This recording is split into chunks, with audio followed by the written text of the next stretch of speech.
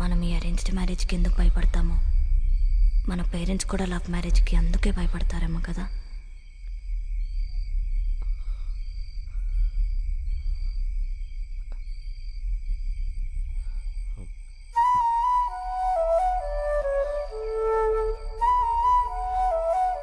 Abhi, are you okay? అయ్యో సఖీ, నేను అడగాలి. Are you okay?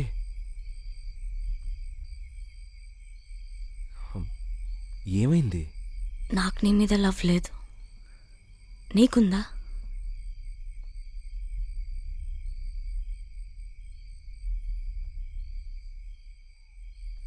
మరేం చేద్దాం? ఫ్రెండ్స్